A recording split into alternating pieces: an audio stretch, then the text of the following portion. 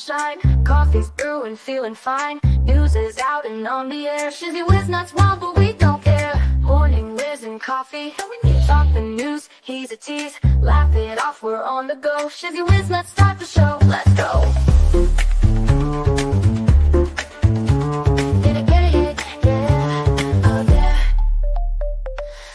Spinning in the breeze, stupid jokes, he's such a tease. Sip the Java with a smile. Pants are off, but stay a while. Morning Whiz and Coffee. Talk the news, he's a tease. Laugh it off, we're on the go. Shizzy Whiz, let's start the show. Let's go.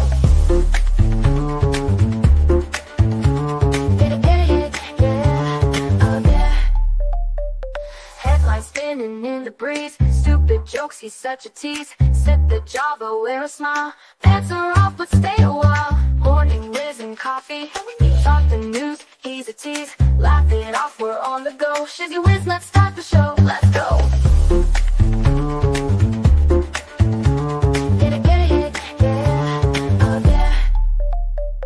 Serious is overrated. Every day we're caffeinated. Talk the town, but in a jest. Morning Whiz is always best.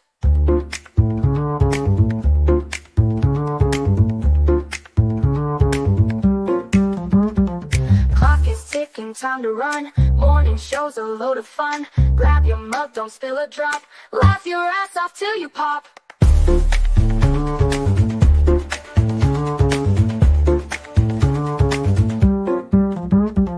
Clock is ticking, time to run. Morning show's a load of fun. Grab your mug, don't spill a drop. Laugh your ass off till you pop.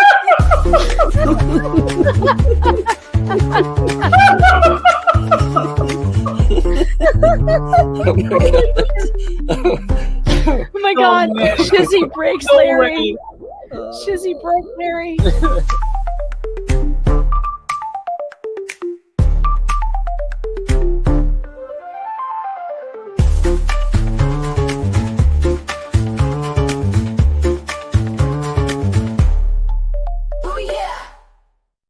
Good morning, everybody. What a beautiful day. What a beautiful day. It's a little warmer here in Georgia this morning, so that's always a good damn thing to have some nicer weather. Man, it has been just so cold the past bit. And it got up this morning and went about my morning, went outside for a little bit because I've got things to do this morning. Busy work.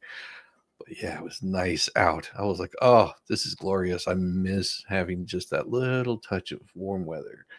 We got a little rain last night too, which was really nice. So it just has this nice, almost fresh smell outside. Not that I don't mind the smell of fall, but man, the cold. Oof, you guys in Michigan, no thank you. Michigan, Minnesota, all you up in those northern states, geez, have fun with the cold. No, thank you at all.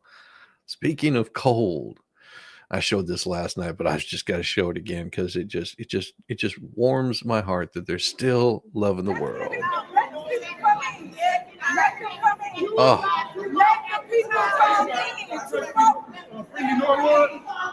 The motion has been seconded. All in favor of the Napoleon Harris slate being nominated for the April 1st consolidated. Whoa. That's a big resounding booyah.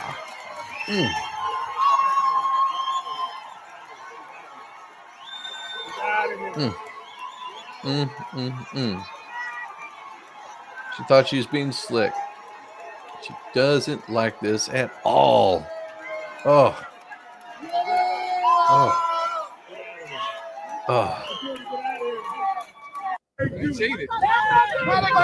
What happened, Tiffany?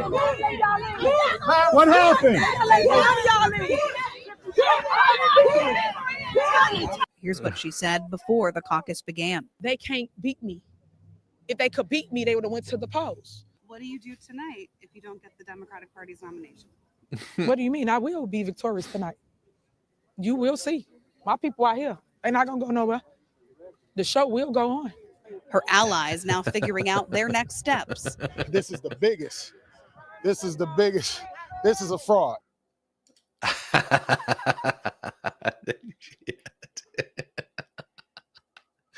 Oh man, they ousted her off the township. Oof, oof. Yeah, and they still have till April. If she has enough support, she could get on as a sign in, like a hand. What do they call that? Oh, a write in. She could get in as a write in, but she is gone, gone, gone. It doesn't mean that she's not going to be a pain in their ass for quite some time. Quite some time. Now, this is something that I found interesting this morning. And it was how in the hell does Tennessee end up like this? Supreme Court seems likely to uphold Tennessee's ban on, they call this medical treatments for transgender minors. Okay. Now, I'm no doctor, but I'm pretty sure there's male and there's female.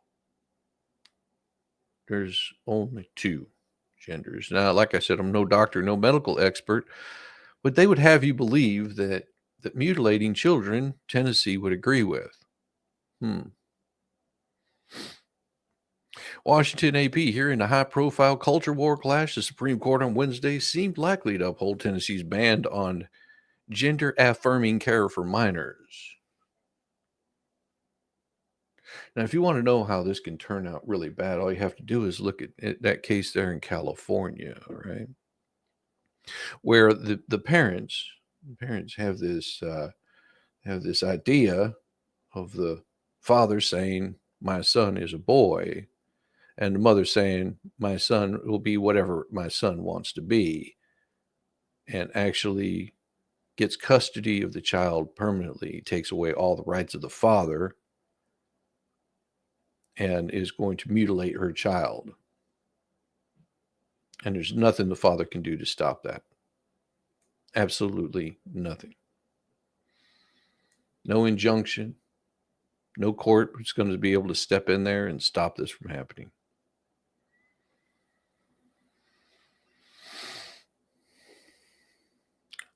I don't know about you, but if it were my child, that would be really disturbing. That this child does not have that decision. It just breaks my heart. Justice's decision, not expected for several months, could affect similar laws enacted by 25 other states and a range of other efforts to regulate the lives of children, including which sports competitions they can join and which bathrooms they can use. The case is being weighed by a conservative-dominated court after a presidential election, which Donald Trump and his allies promised to roll back. Those aren't protections. That is forcing you to do something that you may not want to have done. You've heard plenty of the regrets of these people that have done this, and it's not a pretty sight.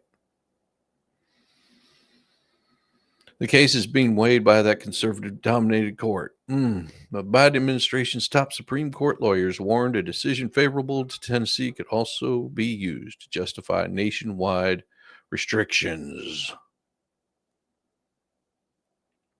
That's not health care. That's mutilating a child. In arguments that lasted more than 2 hours, 5 of the 6 conservative justices voiced various degrees of skepticism of arguments made by the administration and Chase Stradiago, the ACLU lawyer for Tennessee families challenging the ban. Chief Justice John Roberts, who voted in the majority of a 2020 case in favor of those rights, tell me what rights that someone that claims to be transgender has over or is taken away that the rest of an American population doesn't. They questioned whether judges, rather than lawmakers, should be weighing in on a question regulating medical procedures, an area that's usually left to the states. Maybe because we're trying to protect our children or future generations. Constitution leaves that question to the people's representatives, and you have to understand this is what the Democrats were running on. This was their sole goal. Tank the economy, go to war, and chop kids up into little pieces. And now you wonder why they lost?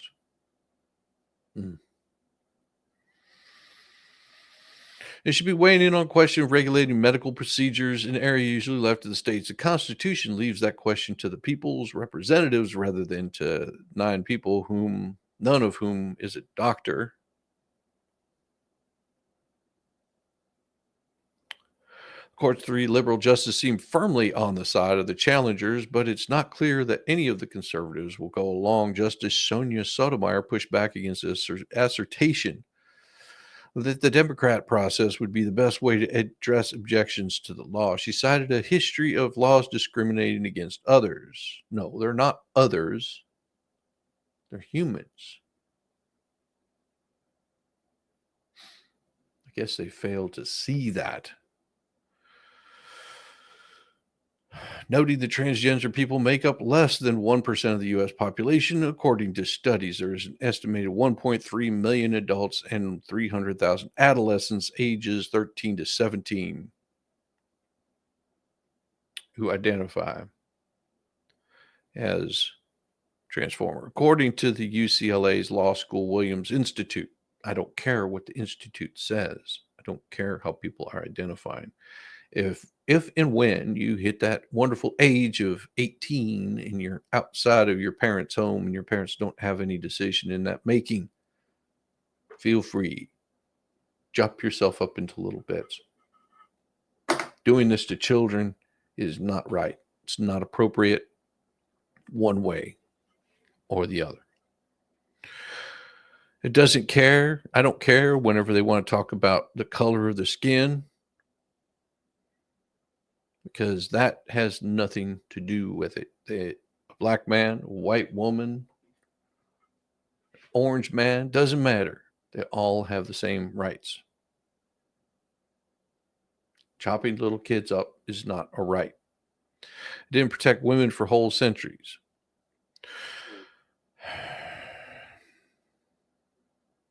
I won't even get into that one. Kinjiji Brown, or whatever her name is, said that she saw some troubling parallels between arguments made by Tennessee and those advanced by Virginia and rejected by a unanimous court in the 1967 Loving decision that legalized interracial marriages nationwide.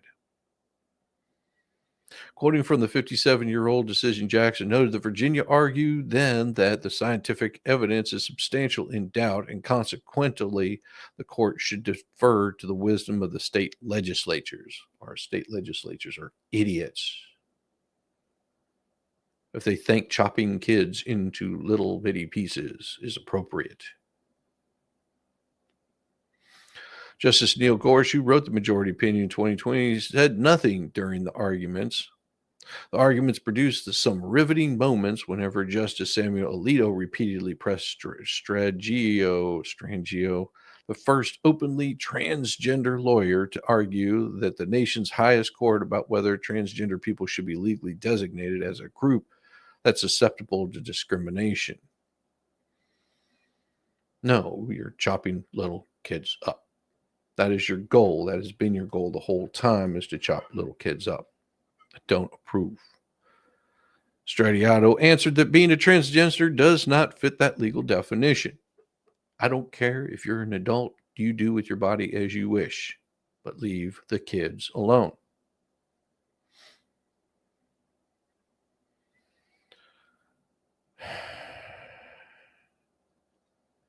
Though acknowledged under Alito's questioning, there is a small number of people who detransition. Alito says, so it is not an immutable characteristic, is it? Well, of course, Stratejo didn't retreat from this view, though he said the court did not have to decide the issue to resolve the case in his client's favor. Yes, it does, because it would have to be immutable characteristic. There were dueling rallies outside the court in the hours before the argument. Speeches and music filled the air on the sidewalk below the court's marble steps. Advocate of the ban bore signs like champion God's design and kids' health matters, while the other side proclaimed fight like a mother for chopping little kids up and freedom to chop little kids up. 4 years ago, the court ruled in favor of Amy Stevens, who was fired by a Michigan funeral home after she informed its owner he was a she, or I don't know anymore what a transformer is. The court held that these people, the transformers, as well as gay and lesbian people, are protected by a landmark federal civil rights law that prohibits sex discrimination in the workplace. The Biden administration of families and healthcare providers who challenged the Tennessee law urged the justices to apply the same sort of analysis that the majority made up of liberal and conservative justices embraced in the case 4 years ago when they found that sex plays an unmistakable role in employers' decisions to punish transformers for traits and behaviors they otherwise tolerate. The issue in Tennessee case is whether the law violates the Equal Protection Clause under the 14th Amendment, which requires the government to treat similarly situated people the same.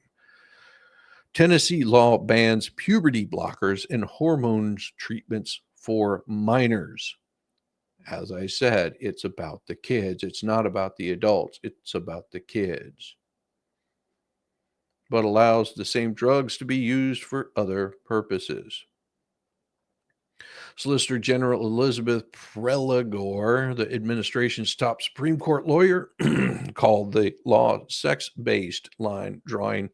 How can it be sex-based line drawing if you can't even tell us what a woman is? Banned the use of drugs have been safely prescribed for decades and said the state decided to completely override the views of the patients, the parents, and the doctors. Stop chopping kids up.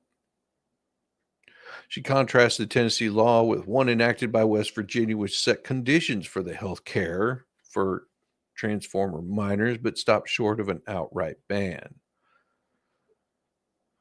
Rice countered that lawmakers acted to regulate risky, unproven medical interventions, and at one point likened the use of puberty blockers and hormone treatments to lobotomies and eugenics. Now, it has not been thoroughly discredited.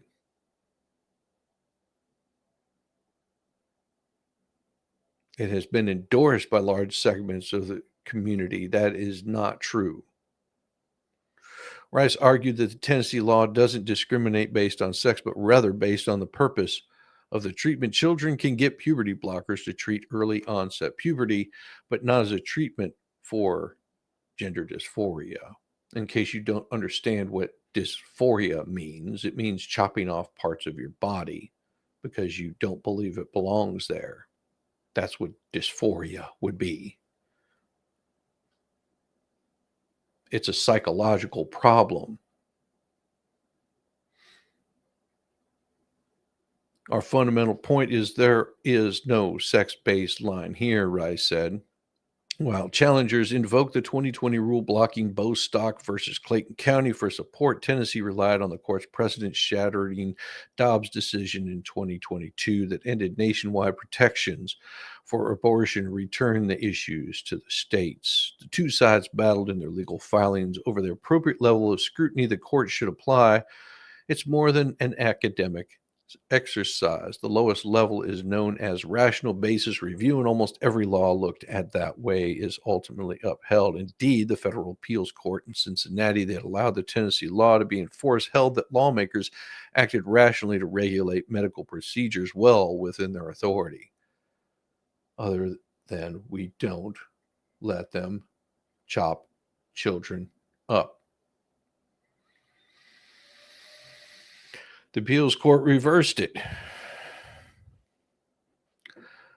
A trial court that employed a higher level of review, heightened scrutiny, then applies to cases of sex discrimination. Well, if you can't tell me what your sex is, male or female, if you have to use a transformer sex, it's not a sex. Gender affirming care for youth is supported by every major medical organization. No, it is not. It is agreed on by certain people within those, but they are telling you there is a thing called gender dysphoria, and it should be treated as a mental illness. But Justices Clarence Thomas, Samuel Alito, Brett Kavanaugh all highlighted a point made by Tennessee in its legal briefs, claiming the health authorities in Sweden, Finland, Norway, the United Kingdom found that the medical treatments pose significant risks with unproven benefits. If those countries are pumping the brakes on this kind of treatment, Kavanaugh said, why should the Supreme Court question Tennessee's actions? None of those countries has adopted a ban similar to the one in Tennessee, and individuals can still obtain treatment. Prelogar said, not for kids. Kavanaugh, who has coached his daughter's youth basketball teams, also wondered whether a ruling against Tennessee would give transgender athletes a constitutional right to participate in girls' sports. Prelogar said narrow decision would not affect the sports issue. Bullshit.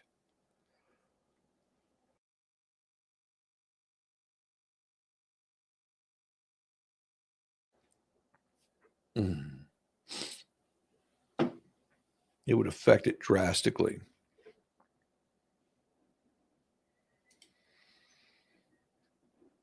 If you don't believe me, all you have to do is read these recent rulings by people in these positions. Like this right here.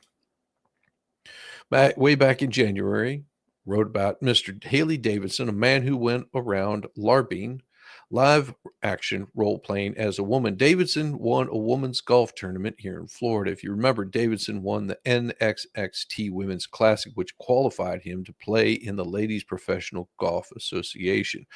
Well, that's not going to happen now because the LPGA released an official statement on the matter. The association declared that biological males who've gone through puberty, and I quote, are not eligible to compete in the aforementioned events. The BBC article noted that Davidson, who transitioned as adult after playing men's golf in college, tried to get a card for the women's tour but failed after placing 95th in the LPGA's Q School, the qualifying series, second stage. In October, AP News said he missed qualifying by a single stroke. Mike Wan, former LPGA commissioner and current head coach of the United States Golf Association, Pro Golf's governing body here in the state, said the decision to ban trans players was not politically motivated. Instead, explained Wan, it apparently came after a year-long study pretty much proved that we already knew. Adult men are way stronger and faster than adult women because of, puberty. This is why they want to put puberty blockers on kids. We don't want men in women's sports either. Absolutely, Volstorm. That is not what we want. If you want to start a whole new series of teams that's nothing but transgender, if you believe that that's a gender, then go for it. But don't allow men into women's sports. Keep women safe and out of men's sports.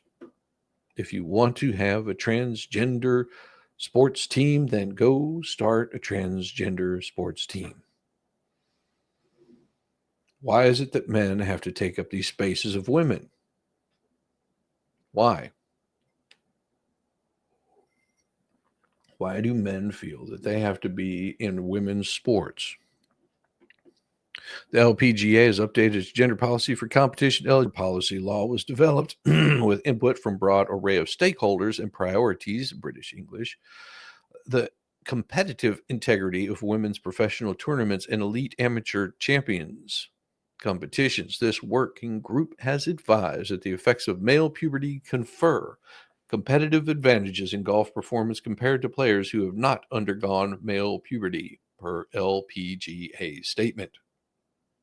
Somehow, it took these geniuses a year to figure that crap out. They could have just watched Maine Khalif, Fallen Fox, Leah Thomas, or pretty much every other man who stole women's athletic achievements over the past few years and then realized, hey, maybe even golf can somehow be affected by this. Davidson himself said in a response on Instagram, can't say I didn't see this coming. Banned from Epson and LPGA, all the silence, and people want to stay neutral thanks to absolutely nothing that's happened because of all your silence. No. It happened because you're a biological man and have been one for the past 32 years, haven't gone through puberty as one, and only in the past 10 years have you decided now you are a female and should play golf with biological women while still retaining the advantages that growing up into an adult man has given you. Anyway, it's always good to see more people and organizations standing against this gender madness, and this will hopefully render the Democrat Party fully irrelevant. PJ Media's perpetual writing machine. Matt Margolis discussed this prospect in a recent column that referenced how Representative Seth Moulton rallied against his own party for continuing to push a losing message nobody listens to anymore. And also, this guy hates golf. Well, if you didn't think that was bad, a trans actor wants to play roles for actual women. Well, isn't that something? Some actors I've never heard of, named Rodriguez, who is a transgender, recently said he wants to play characters who are, that means normal, cis, normal. I don't still understand where cis comes from.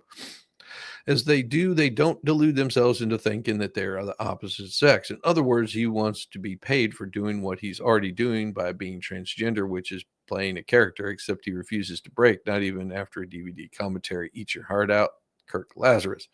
I think that we're working onwards now as more agency and more open space for trans voices and trans people to obviously have more parts and have more spaces. Well, obviously don't want to have more parts because they keep chopping parts off. Have more space to express different types of characters just like any other person on this planet. I can at least understand the concept of not wanting to be typecast and playing the same sort of character. Still, this guy previously said in 2018 that he wants to challenge himself as an actor by playing roles meant for actual women, and the way he frames it just makes it even funnier. We, being Rodriguez and some other transgender actor named Indelia Moore, who hopefully added that the inverse of cis actors portraying gender characters is not allowed because of reasons. Of course, gender is a social construct, but so is race. And that still doesn't make it okay for white women to play Asian women. It doesn't make it okay for cis people to play trans people, said Moore in the same 2018 interview with MTV. I think there's a reason why hypocrite is Greek for actor. But you know what? I'm okay with this. After all, men played women on stage for much of history. So if anything, Rodriguez and Moore just want to keep the tradition alive. Hooray for the patriarchy.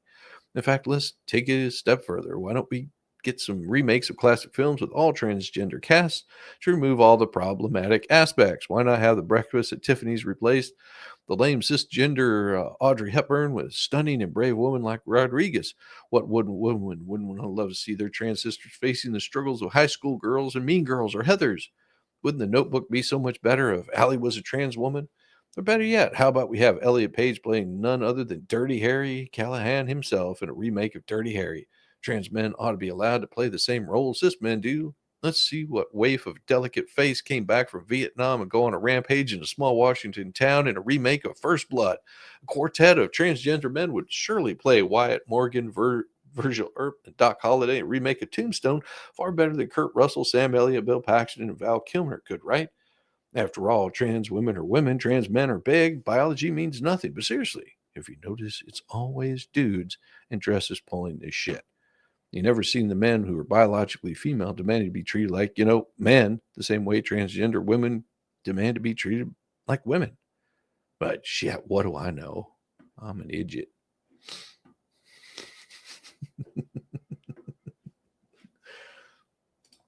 Men playing all the roles. That's what they're doing. That's exactly what they're doing. I love it. I love it. Well, we're going to have to get off of that for a bit. They're going to make me get laughing really hard. This is going to get crazy. This is going to get crazy. But before it gets crazy, I'm going to fill up my coffee cup. It was an interesting night last night. Everybody go grab some coffee. I'll be back in about 3 minutes or so.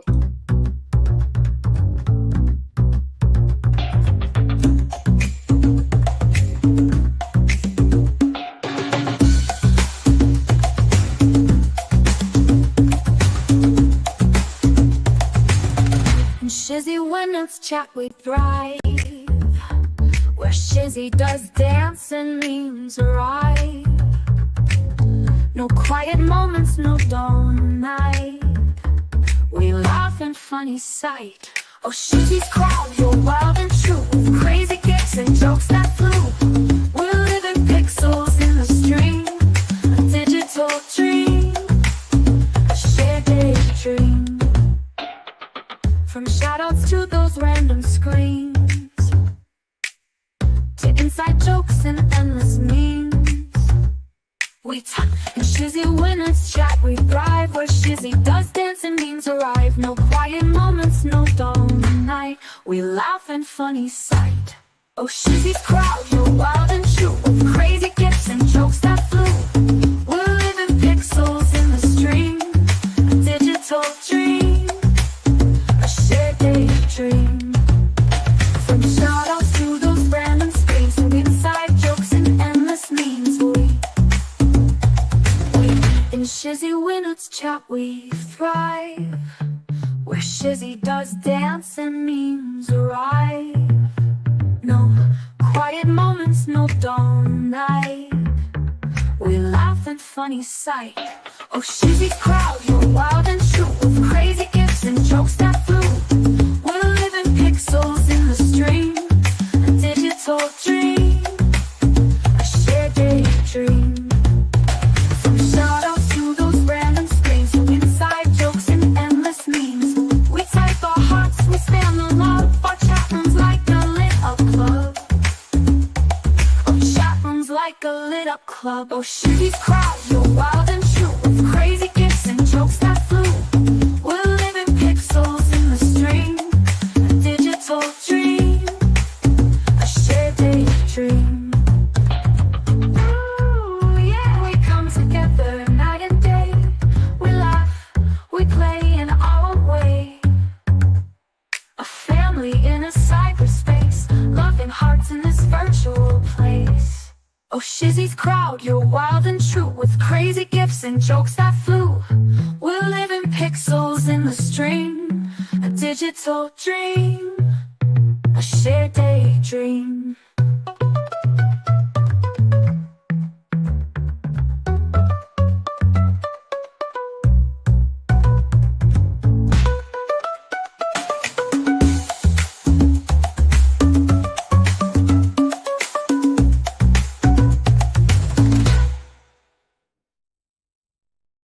Oh yeah, just always a nice little coffee break. It feels so good just to get a fresh cup of coffee. So good. Mm, mm, mm, mm. And hot too. I love it. 'Cause I hate the damn cold. What? At least Rosalind is here. At least I got here in time for my wiggler to get grooving. You know it, girl. Well, and we just showed the worst mayor in the United States. How about we show the worst mayor in America? There can only be one. And Hanyard right now holds that spot. But this guy is working on his second residence, chastise Chicago Mayor Brandon Johnson, worst mayor in America. Chicago is sinking. The city is in the midst of a funding crisis brought about by Mayor Brandon Johnson's allegiance to his old employers at the CTU, or Chicago Teachers Union, and his desire to fill up his city with illegal aliens. There's a $1 billion budget shortfall, largely due to the ongoing crisis in funding the Chicago public schools. The new contract proposed by the CTU would see more than 13,000 new employees for the union, including 7,000 teachers' assistants, at the cost of more than $10 billion. When you owe the mayor and half the city council, you can make demands like that with a straight face. The fiscal reliability of the school system, just as the fiscal reliability of the city, that's a fundamental issue for the prosperity and continued success of the city, said David Axelrod, former advisor to Barack Obama. Everybody is dealing with the same thing. Where are the resources? It's a good question, David. The citizens of Chicago know goddamn well that those resources have been spent. More than $500 million has been allocated to feed, clothe, and house and educate illegal aliens. At a city council's meeting on Monday, residents stood up and told Brandon Johnson to his face that he's the worst mayor in America. I got a great way. I got a great way we can do to win this budget. Let's start with cutting off illegals getting free money for everything: free housing, free schooling, free food. Yeah, let's start with that. That'll save us a lot of money, one woman told Johnson. Let's start there. Then let's start with you, your salary. You're going down in history as the worst mayor in America. Let's start with cutting yours. You're making way too much damn money, $212 a year. Residents of Chicago are blasting Mayor Johnson over the city spending more than $500 million on sheltering illegals, with one telling the Democrat in his face during a city council meeting that he's the way worst mayor in America. Criticism surrounding Johnson, Chicago's new arrivals mission, which so far has cost the city $574.5 million since its inception in August of 22. Comes as the mayor is trying to overcome the $1 billion budget shortfall by the end of the year. City Council held a meeting Monday during which residents voiced their opposition to an approximately $60 million property tax increase floated as one way to help close the gap. A woman who legally immigrated to America said she was very, very embarrassed for what my other fellow Latin American citizens are doing in this city on behalf of the people that work, on behalf of the people that pay taxes, on behalf of the people that contribute to that city.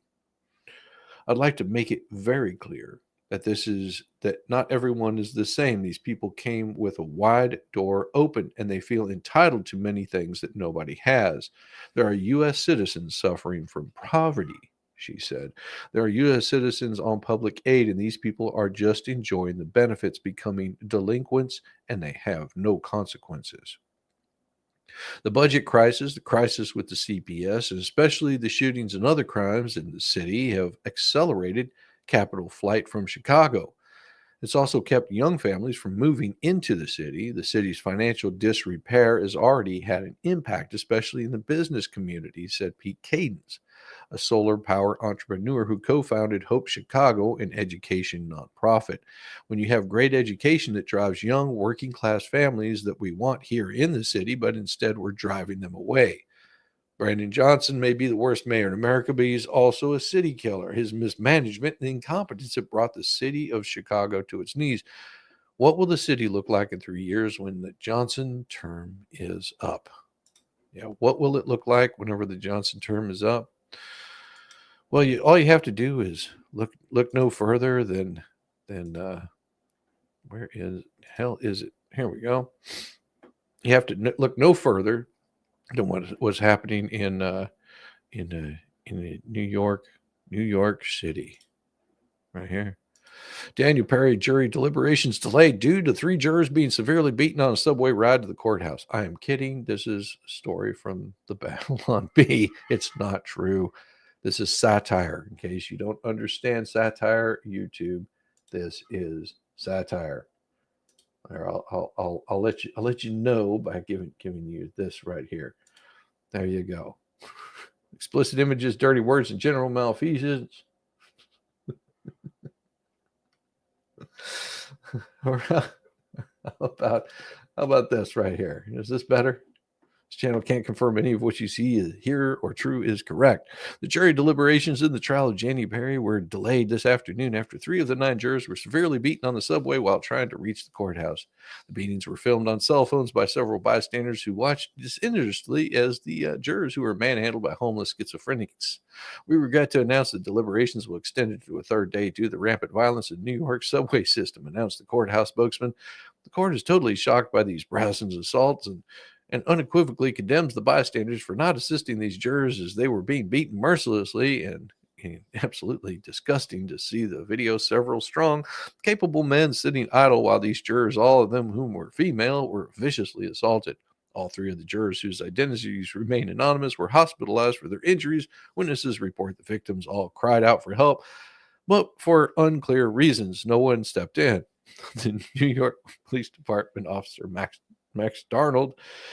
It's a sad mystery how our society has come to a place where no one will help step up to save a woman in distress. At publishing time, deliberations had been delayed again after the prosecuting attorneys were also beaten senseless on the subway.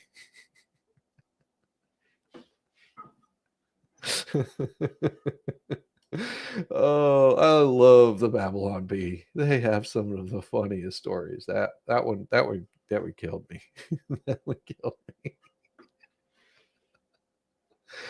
Oh, I couldn't help but pull that one up. It just rang out to me in ways that I haven't seen things ring out. Oh my gosh. Here we have a little bit of a fun one here for you, just to make your mornings bright. Let's give it this right here.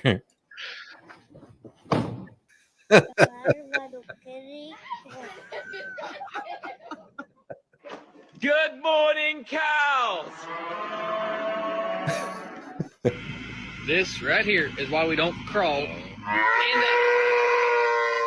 Don't scream at me. You did this to yourself.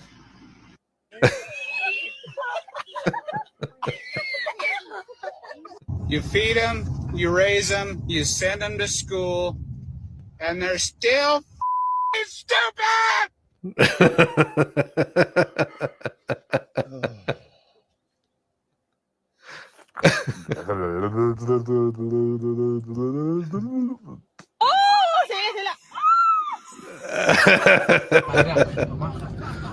We're just driving to the beach, and then this cow gave us directions. Qué bueno, tío. Ole tú. Here you go, baby. Damn, Coco. Take my whole fucking hand off. Damn. I'm not a cow. Not a cow. I'm not a cow. Come home. Come home, Lola. You're not a cow. Oh my goodness. Yes. You ever heard the Blame Jeremy songs? Oh, they're funny as hell. Yeah, if you haven't heard those, Bacon Pots has them. They're absolutely awesome.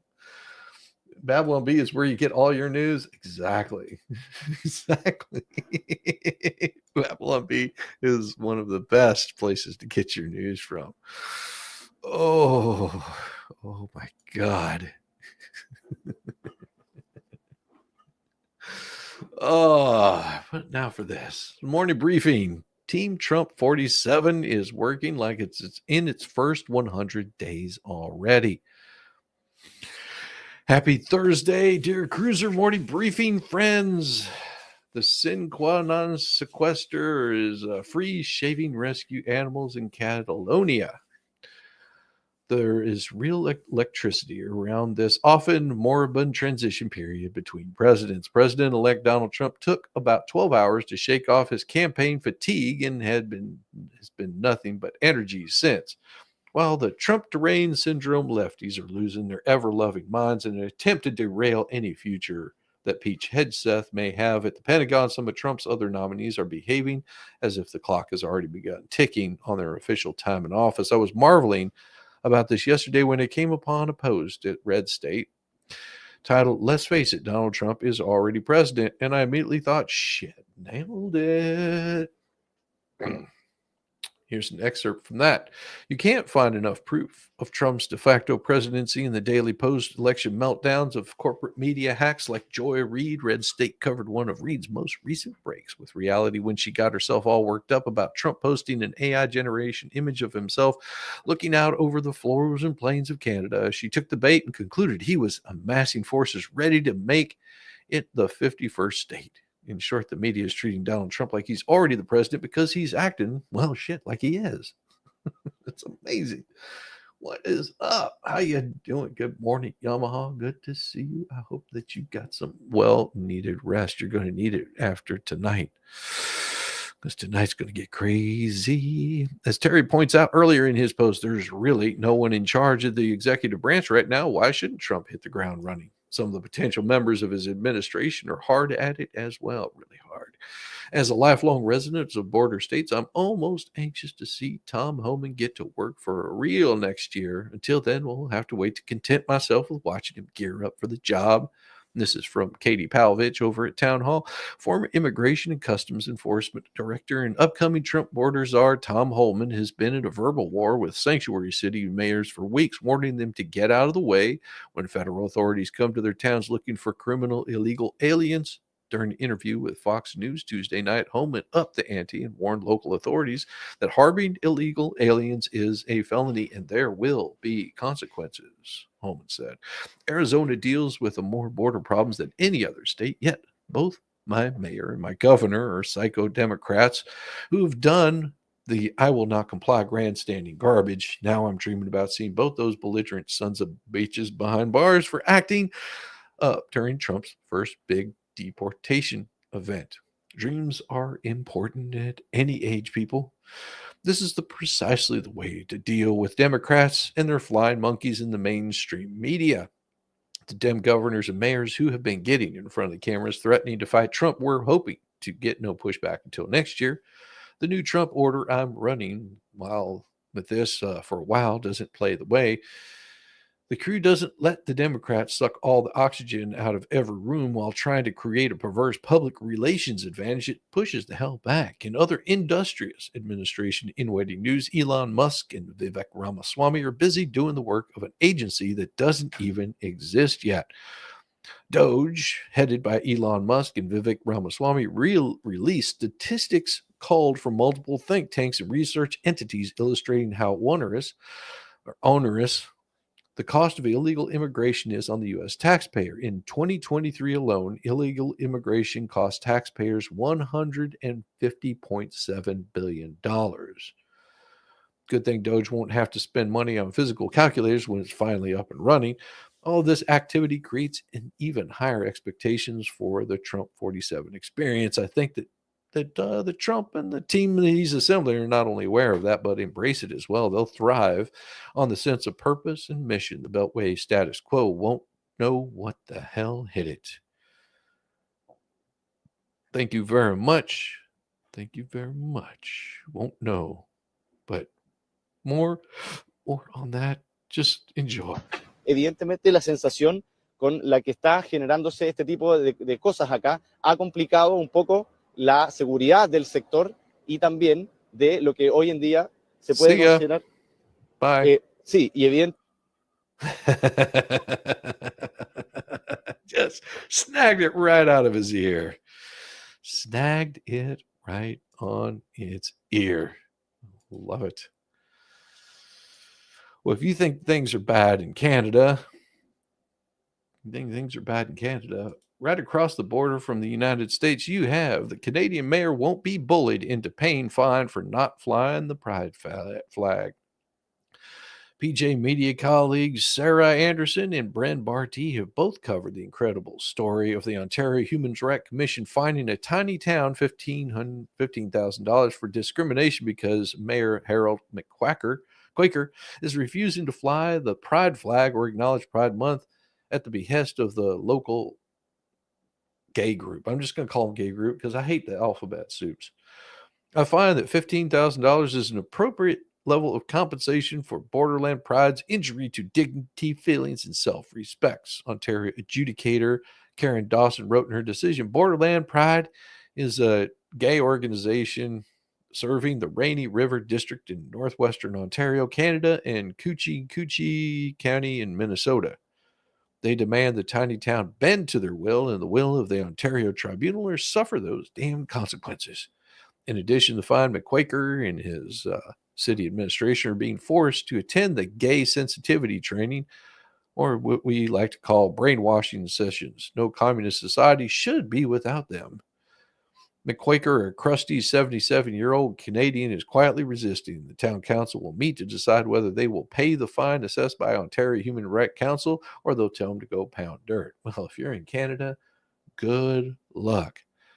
Now, the mayor, like a stupid moron, says, I have a lot of respect for our 4 councilors. We have a special meeting of council and they will decide what to do next. Either pay the fine or appeal it. The Quaker gently pointed out that one of the reasons they won't fly the pride flag is because they can't. He says, I don't hate anybody. He said, I just don't have a flagpole at our town hall, you assholes. Borderland Pride, however, called not granting the motion a bigoted, discriminatory decision. An open letter from the group's co-chair and director, Douglas W. Judson, asked council to publish an apology and have diversity and inclusion training for council and a commitment to adopt pride proclamations in the future without stripping out their gay affirming language. The letter also suggests Borderland Pride would donate 1/3 of the financial compensation paid to us by the municipality directed to the Emo Public Library on a condition that it hosts a drag story time event free for all to attend on a date of our choosing this year. Good Lord Almighty. Well, shit, that ain't going to happen. McQuaker countered, shit, brother, I didn't do nothing wrong. If anybody needs training, them gays to quit pushing their weight around to make them their demands with people that can't live with. The entire weight of the Ontario provisional government has fallen on this town of about 1,400 people in a brutal display of power politics. I'm a husband to my wife for 51 years, father of 2, grandfather of 7, a great-grandfather of 1, McQuaker said. I consider myself a pretty damn reasonable person, a good leader for our community, and I would have a lot of support if it were an election. And he also says, you sons of bitches, I ain't going to be extorted. What we're seeing is a public temper tantrum from the public office holder who has been emboldened by a pattern of attacks on institutions and rule of law for the political right. Borderland Pride said in a statement, not much of a temper tantrum from a 77-year-old soft-spoken Canadian. They really don't like it, do they? Whenever people push back, it says, I will not be obeyed. No more snow coming. Winds. Ooh, good luck to you. No, thank you. I'm with you, buddy. I'm on biker. Fuck your feelings on that shit. They don't like it at all. But you saw what I had to say about the decision in Tennessee. But we were talking about the trans thing. But guess what? PJ Media has a different outlook on this, and they say, to quote them, Justice Kenji Jackson makes a fool of herself during oral arguments. Supreme Court hearing on arguments in U.S. versus Skirmity, extremely important case over state restrictions on medically unnecessary interventions such as puberty blockers and hormone treatments for minors experiencing gender confusion. At issue is the constitutionality of a Tennessee law that prohibits these procedures for gender-confused kids, though the outcome of this case will have implications for 24 other states enacting similar measures, as it could pave the way for more states to outlaw these practices on kids and potentially adults as well. The dispute is the first in which justices will consider the constitutionality of state efforts to regulate medical interventions for transgender youth, but it comes as Republican-led states have enacted a slew of restrictions targeting transgender individuals, including policies on sports teams and restroom access. President-elect Donald Trump has vowed to restrict medical treatments for transgender minors and bar transgender athletes from participating in women's sports. And while the Biden administration will argue Wednesday that the hell is that noise? I heard something. What did it? Oh, okay. Never mind. I knew I heard something was happening in the background. I couldn't figure out what the hell it was. But now I know. Stop. Damn it. I hate when things like that happen. Oral arguments are ongoing. We've already got a cringeworthy claim from Justice Kinjidati Brown Jackson, who was nominated to the court by Joe Biden. She doesn't know what the hell a woman is anyway. She made that very clear whenever she was asked, well, what's a woman? She goes, whatever, I don't know. It's political.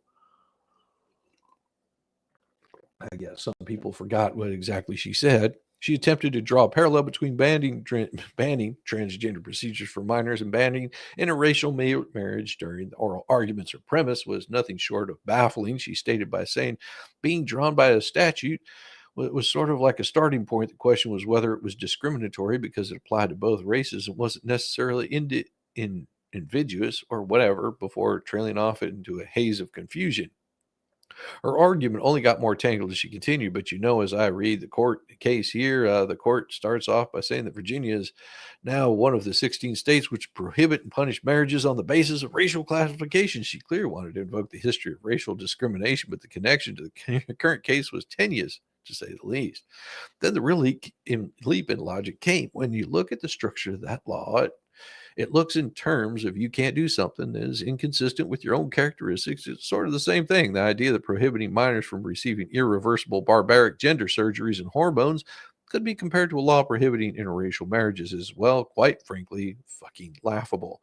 Jackson comparisons seem to rest on the assertion that both laws were somehow grounded in inconsistency with one's characteristics. Of course, this is the same person who infamously declared during her confirmation hearings that she couldn't define what a woman is because she's not a biologist. Then, without missing a beat, she tried to pivot. So it's interesting to me that we now have this different argument and wonder whether Virginia could have gotten away with what they did here just by making a classification argument the way that Tennessee is in this case. At this point, she even seemed to realize how far-fetching that analogy was. Solicitor General Elizabeth Prelogar, who is at the Supreme Court arguing on behalf of the Biden administration, responded, yes, I think that's exactly right, that there is absolutely a parallel between any law that says you can't act inconsistent with a protected characteristic in all of the context. Do you need any other reason to understand why Trump won the election? Banning sex changes for minors and banning interracial marriage are fundamentally different and cannot be compared. Interracial marriage bans were rooted in overt racial discrimination. In contrast, bans on gender procedures for minors aim to protect children from irreversible medical interventions when they lack the maturity to make such life-altering decisions. Interracial marriage laws targeted consenting adults, while these bans focus on protecting vulnerable youth. Comparing the two minimizes the harm of racial segregation, misrepresents the ethical concerns surrounding experimental medical procedures for children. It's false equivalence, and that undermines both history and reason. Thank you very much, Matt Margolis, for explaining it much better than this idiot right here can. Because that was pretty damned solid. I love whenever you get those great minds that just really tear it up.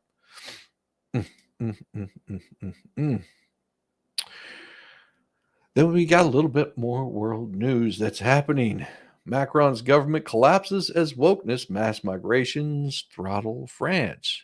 France has become one of the most alarming examples in Europe of government wokeness and culture changing violent Muslim mass migration. Such self-destructive idiocy cannot continue forever, and leftist President Emmanuel Macron's government has just collapsed. In this festive season of Advent, it's high time for the French to demand get out Emmanuel. The Summer Olympics in Paris called attention to some of the drastic results of leftism and Marxism in France as jihadi threats, crime, inefficiency, lack of sanitation, LGBTQ transgender ideology, and more plagued the games and made them ridiculous. From the drag queen Last Supper to the biologically male female boxers to the ISIS terrorism threats, the world suddenly realized how far they had gone with that once great Catholic nation was. True, France has been in political turmoil on and off ever since the bloody and destructive French Revolution, but Macron's government collapse is just another symptom of a major cultural, religious, and political problem. Populist Marine Le Pen and her rally RN have successfully brought down President Emmanuel Macron's government in a decisive confidence vote that could spark snap elections and political crisis in European Union. Le Pen, along with elements of the left, including the far left, France Insoumise, France Embark party, voted to bring down the government of globalist Prime Minister Michael Barnier just months after he assumed the role. It's high time Marxist Macron was out of office. A man who has cozied up to genocidal Chinese Communist Party, vowed to piss off anyone who declined to get the coup, shoot, brutally suppress protests except for the violent Muslim mobs, called for an embargo on arms sales to Israel, and generally proved himself an authoritarian, should never have been allowed to be in power this long. An undated video of a mass mob of Muslim migrants featuring one man rejoicing, "We have managed to take over Paris even faster than Germany during 1940 era." Whether that comment was made 5 years ago or 5 days ago, it's terrifyingly accurate. Paris almost didn't win its bid for the Olympics because of its many Muslim no-go zones where women are terrorized and abused. As of 2021, France was losing one religious building every 2 weeks on average, at least 2/3 of those by arson, a trend that continues, driven at least in part by anti-Christian Muslim migrants. Notre Dame is the most famous example. Is it such a surprise that Islamic sacred texts explicitly endorsed and encouraged jihad, raping, and murdering? Every country that's allowed in or has been taken over by a Muslim majority or strong Muslim minority inevitably becomes a tyrannical Sharia nightmare. France and other European countries as well on their way to experience the hellish Islamic takeover that occurred in Lebanon within living memory. Even America is in danger thanks to Democrat open border policies. Macron and his chumps are absolutely fueling these problems. As I noted above, the French president and his ilk have illustrated all too clearly that they hate France and hate everything that made her religiously and culturally great. Let's pray his government collapse metaphorically buries him in the rubble and that he falls with it and never, ever returns to power. Damn. Good morning. How you doing, Spawn Trooper? How you doing? How you doing? Hope you're all having a good one. What is I have no idea. I guess it's a dance. It's a dance, if I'm not mistaken. You never heard the Electric Boogaloo? It's dance. Yeah, good to see you. Good to see you. We got some interesting stuff this morning. Of course, I don't know which direction I should take this because it all ties in. It all ties in. Because as we've been talking about, for whatever reason, I guess this is the hot topic today, California AG goes full Stasi, asking customers to report stores without gender-neutral toys. There's a great feeling you get when reporting on your fellow citizens to the state. It's a warm, fuzzy feeling knowing that you've done the state a valuable service. There's a rush of pride when you realize that it was your action that resulted in a citizen or business being punished for a transgression. This would be true if we lived in old East Germany, Cuba, or present-day North Korea. It would also be true if we lived in California. There's something about the radical left that requires a fanatical devotion to liberal orthodoxy. Why did Mayo execute people for the slightest deviation from a communist dogma? Why did Castro execute rich people for being counter-revolutionaries? And why does California Attorney General Rob Bonata want citizens to report on retail stores that aren't carrying enough toys and clothes that are gender neutral? Well, a law passed in California in 2022 requires stores to carry a reasonable number of gay neutral toys and children's products in their aisles. The editorial board of Los Angeles Times said the legislation represented nannyish overreach at the time. Bonata disagrees.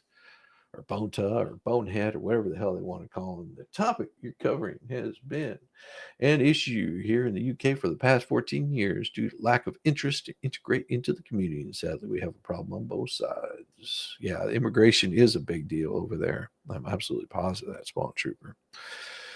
The editorial board of Los Angeles Times said the legislation represents nannyish overreach. Does your department store have gender-neutral toy section? As of January 1st, 2024, large retail department stores that sell children items or toys must maintain gender-neutral sections for these items. The law says retail department stores have a physical location in California, and 500 or more employees across all California locations must maintain gender neutral section where a reasonable selection of the child care items and toys for children that they sell must be displayed, regardless of whether these products are traditionally marketed for boys or girls.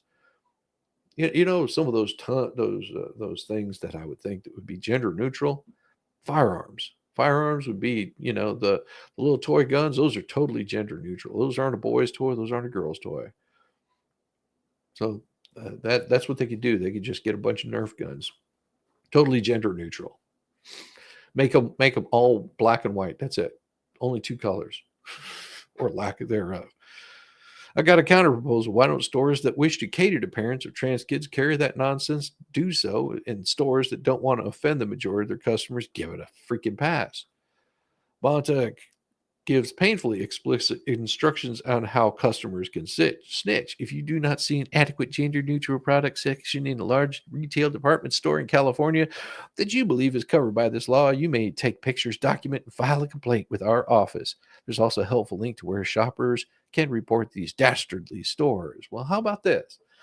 Whenever your store gets repeated there in California, you know, say you got a Target or a Walmart or Lowe's or whatever, you know, big box retail store that you have, whenever they want to fine you, shut your fucking store down there. Shut it down, move the hell out of there. Say, we're not going to pay a fine, we're shutting it down. See how fast California doesn't change their policies whenever you have all the major retailers shut down those stores. Stop paying the property taxes. Stop paying those business taxes. They pack it up and they leave. See how you feel then whenever you start putting tens of hundreds of thousands of employees in the state of California that work for these big box stores out of work. Say, we can't afford to do business here because we're going to get constantly fined because we ain't cowing to these sons of bitches. That's what I would suggest doing. Got work to do. Howdy, y'all. Good to see you, Zach. Good to see you. If you want to get rid of these problems, it's really easy to make it happen. You tell them no more. We're done with your bullshit. Well, the law doesn't not specify a specific number of gender-neutral toys or products that must be on display, but rather the government requires that a reasonable amount of such product be on sale for gender-neutral section of the store is labeled at the retailer's discretion. Yeah. The first-time violations of the law, the fine is $250. For all subsequent violation, the fine is $500. And, you know, if we know anything about these kinds of people, these kinds of things that go on, that could easily be multiple hundreds of thousands of dollars in fines because it'll be each instance that someone makes a complaint. At least the Stasi gives us sort of some discretion how to label a section where the trans kids can shop for their stuff. Yeah. Good luck with that. Good luck with that. And that was from Rick Moran, who's been writing for PJ Media for 18 years. His work appeared in a dozen media outlets, including the Washington Times, ABC News. He's an editor at American Thinker for 14 years. His own blog is Right Wing Nut House for media inquiries. You can contact him at PJ Media. Yes, sir. All right, let's see if we can get into this next one. I may need more coffee for this because I'm flying through this as quickly as possible. Because I got one more thing I want to go over with you guys. You're going to love it. It's going to be a little teaser. Just a little teaser. Well, how about this? We just give you a little bit of love here with this particular one. Yeah, I'm whittling these things down. Mainstream media death rattle has begun. It's gonna be a long, hard one. However, the 2024 United States president election gave us a lot, and I do mean a lot of reasons to celebrate. Well, those of us who were fans of liberty, anyway, there were some extra helpings of satisfaction served to those of us who have been working in a conservative media for a long time. However, when people like me and my good friend Stephen Green began voicing our political opinions via online, something called the weblogs a couple of decades ago, we were doing it simply because we had something to say. There weren't any thoughts of having large audiences to write for in those days, did manage to hustle a paid gig back then, getting a whopping $20 per post with one post a week cap. As the political editor, humor editor for a site I can't even remember the name of, I'm not sure anyone but me or my then spouse ever read anything I wrote. Things started to pick up for us conservative media types during the Tea Party years. Social media was getting more popular, along with it conservative digital media, which was still in its infancy for most part. Still the mainstream outlets and print, broadcast television were the Death Star. Yes, conservatives had talk radio and Fox News, but there was a long way to go to greatly reduce the narrative power of the mainstream media. Everyone working in any kind of conservative media kept chipping away. He'd been writing about liberal bias in the MSN days in his early days, hitting back hard, and that still felt like a Sisyphean undertaking. Things were changing more rapidly, though. Several months after Salem Media acquired PJ Media in 2019, someone asked him how it was going. He replied that he felt he could now punch back just a little bit damn harder. All of the conservative media, talk, cable, digital, landed some good punches this year. Old school and mainstream medias know that the power to create a substantial false narrative isn't what it used to be. It's getting rough out there, even for the broadcast network's behemoths. Exclusive ABC news staffers working in near decrepit building with no Wi-Fi, no heat as GMA ratings tank. Good Morning America's ratings are tanking. It's all excellent news, to be sure. Had the Dem propagandists in the media been able to replicate with Harris this year what they did with Biden in 2020, we'd be all making gulag plans right now. However, many people are celebrating as if the end of any power the mainstream media has is nigh. Unfortunately, this is not the case. A big reason for this big reach in the big three nightly news programs is they're still the primary sources of news for many older voters.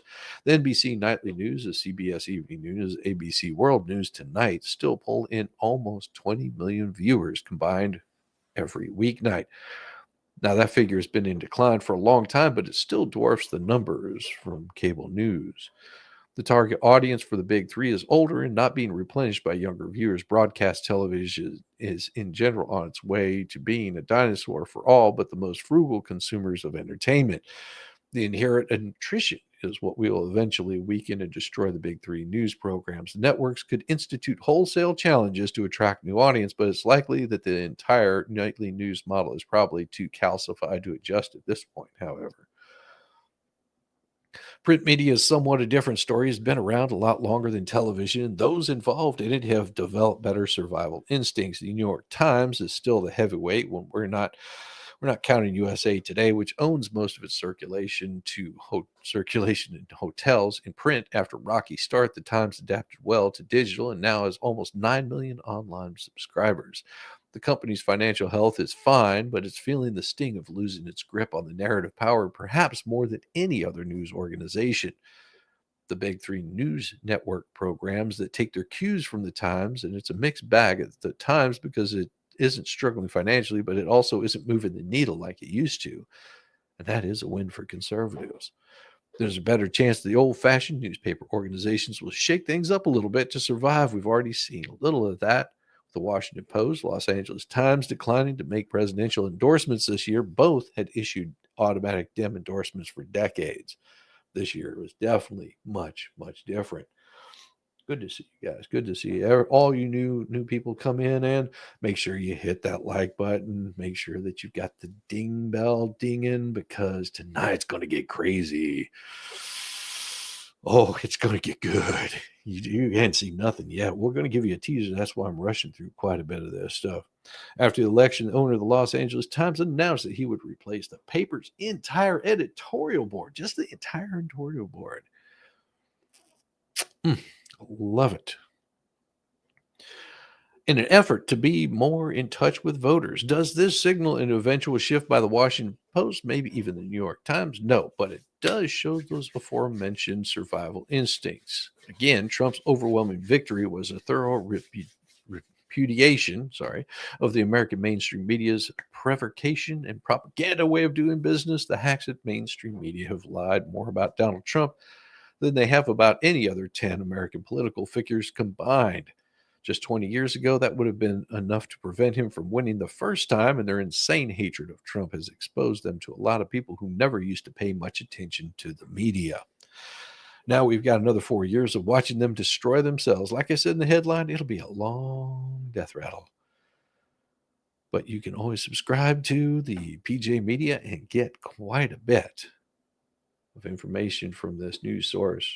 And you probably missed out on their coupon code or their inexpensive codes, but still, for the low price of I think it's about $40, you can get all of this stuff into your inbox, unless you want to pay a little bit extra. Then it's going to cost you. But we've got some pretty good people there. Bubbles kicked a hornet's nest when you shit on his doorstep. The pain discovered will only increase. Yeah, Bubbles is just me. Morning. Good morning. Yeah, he has no idea what kind of trouble he kicked. Hey, Shizzy, hello. Stay on the way out for Christmas shopping. Well, you have a safe day out there, Allie, and enjoy the wonderful day that has been brought about. Enjoy the sunlight or the cold or the heat or whatever it is that it might be wherever you are, because we've got some more good stuff for you. Watching these guys get completely, as I was talking about mainstream media, Charlemagne, the God, humiliated Whoopi Goldberg on The View, and it was awesome. In case you didn't see it yesterday, they really just completely destroyed them. Charlemagne wasn't buying it. He shot back, blaming Democrats for their holier than thou rhetoric. They're the ones that go out there and they stand on moral high ground, and they don't have to do that. And he basically destroyed her over her comments about Joe Biden. And this is what he... Let me ask you something that's going around right now. A lot of this conversation about President Biden getting criticized from both sides of the aisle for pardoning his son Hunter after repeatedly saying he would never do it. And a lot of people are saying that it's hypocritical, etc., as if the other side doesn't do it. But what's your reaction to it? I mean, I think all of the criticism is valid because, Democrats stand on this moral high ground all the time. And, they act so self-righteous. The reality is he didn't have to say anything in regards to, whether or not, his son wanted to be pardoned. He could have said, hey, man, I'm not focused on that right now. But since they were calling Trump a threat to democracy and they were saying that, nobody's above the law, but they were speaking about him, that's what they were running on. So when he kept saying things like, nobody's above the law, I respect, the jury's decision in regards to my son, he didn't believe that. But he didn't have to volunteer that lie to begin with. I'm going to stop you for a second. Uh-oh. Only because you don't know that it was a lie. We don't know why he changed it. His You really think mind. he just changed his mind over Thanksgiving weekend all of a sudden? I'm going to tell you what I think. Okay. Yeah. I think he changed his mind because he got sick of watching everybody else get over.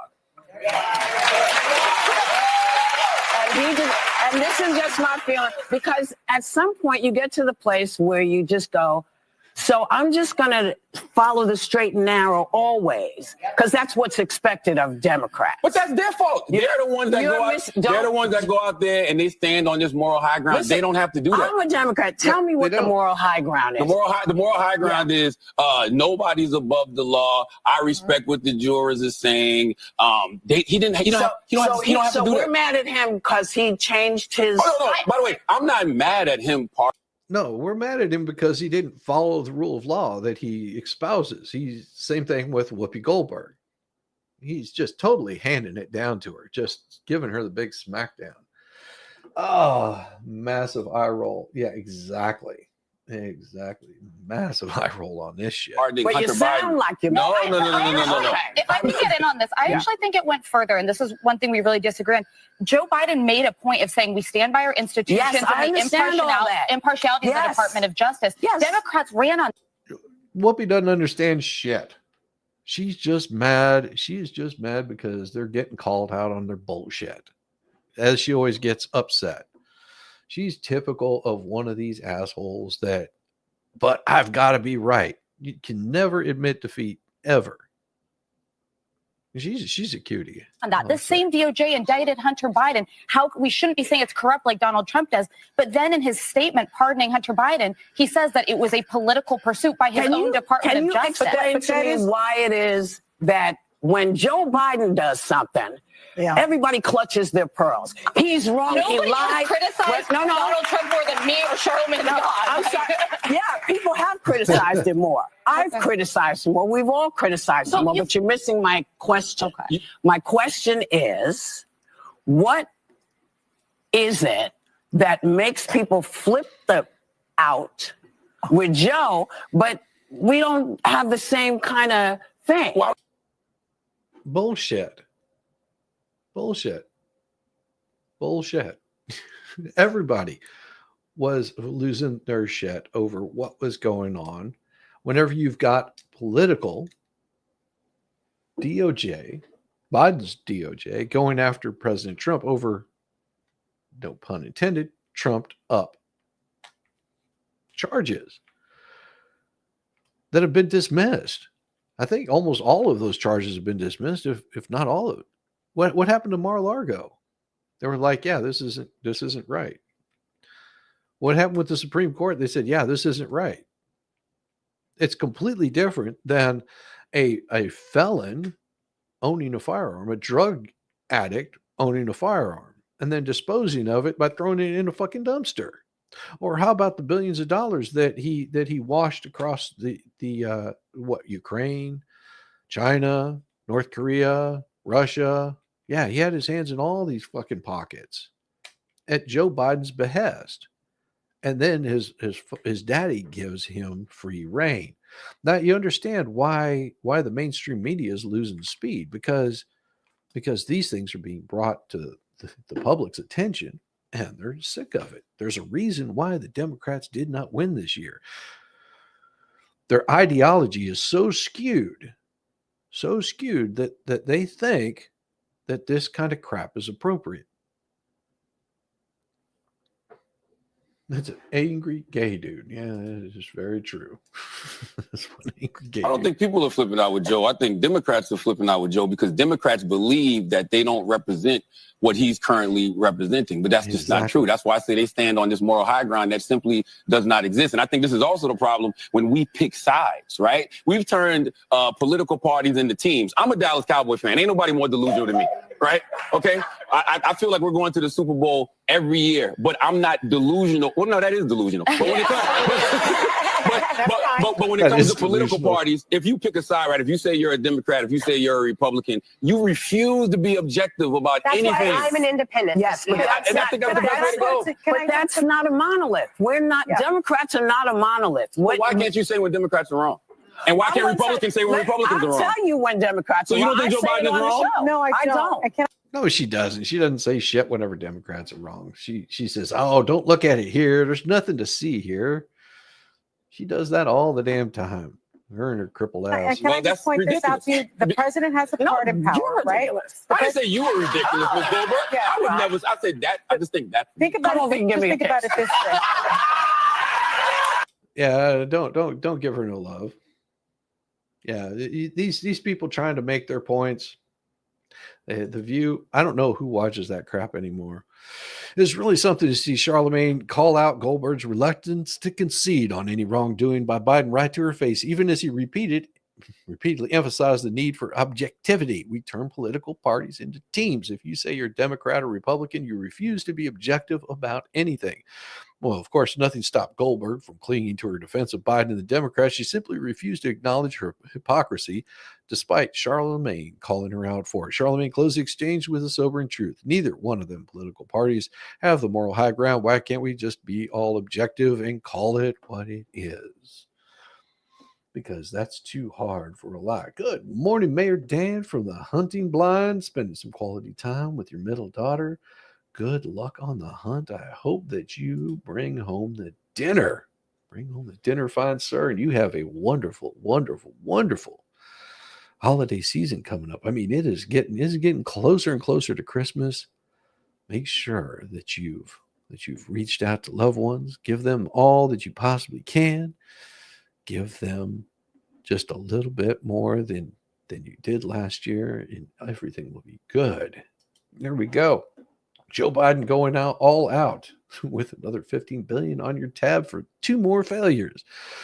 Moving at the speed of business was one of the great corporate slogans of our lifetime. In just 6 words, UPS declared that they didn't just move fast, they expected their customers to. From 95 to 2002, it was the boast and compliment about speed, agility, and affordability at a time when business adaptation of the internet demanded more and more of all three.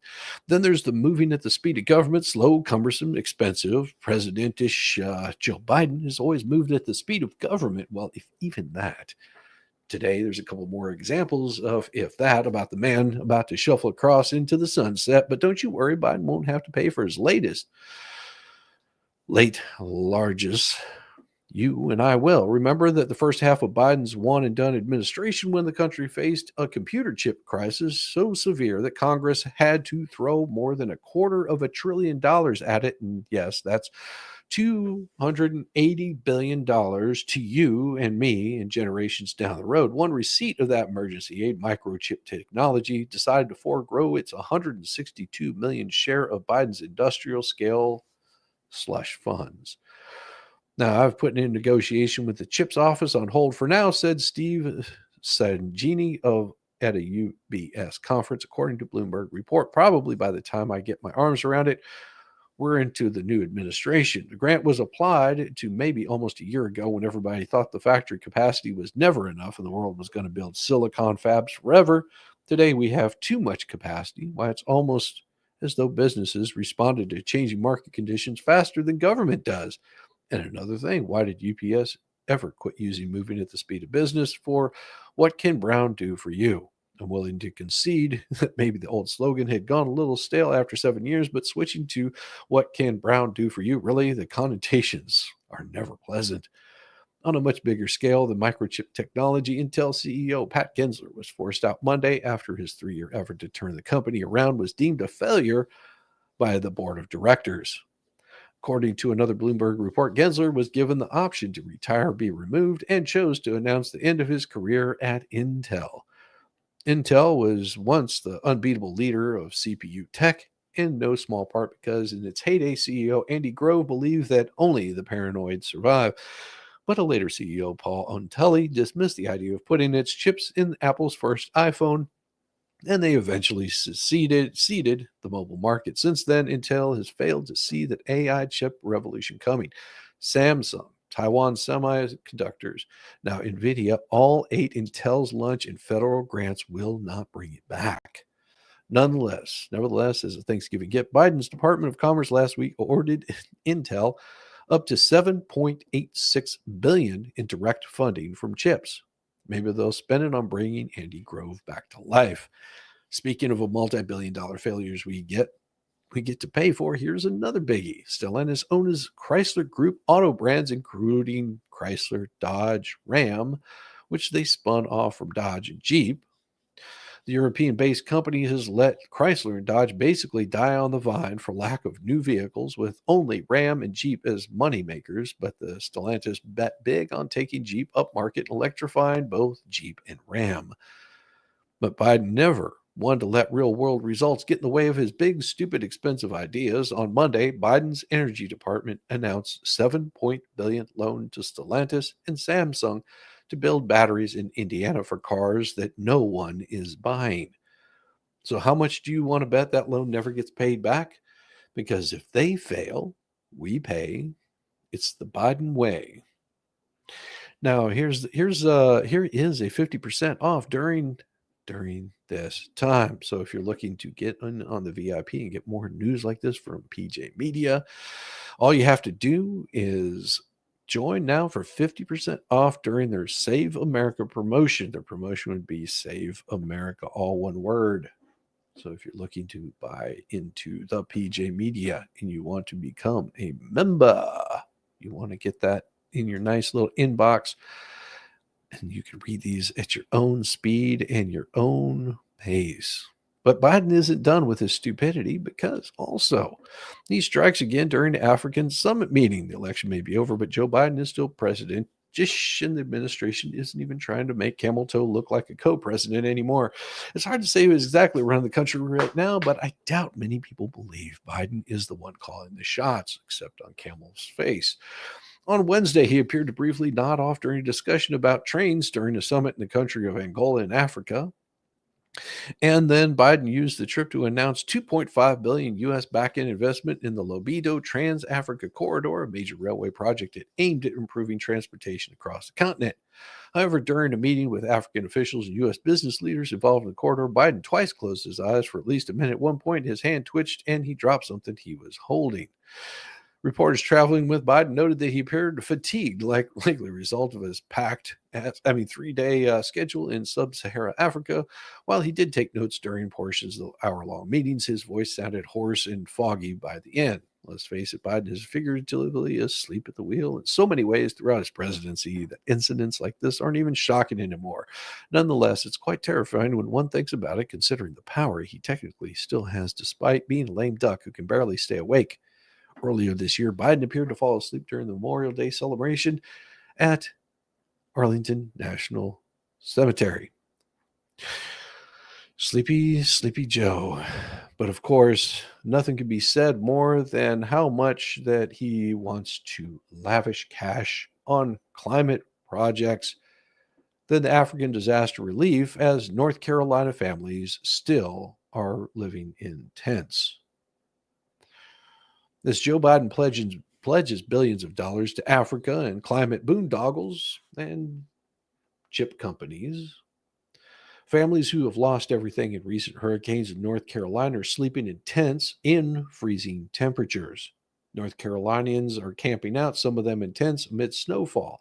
Federal aid has been slow in coming or never came at all for too many hurricane victims.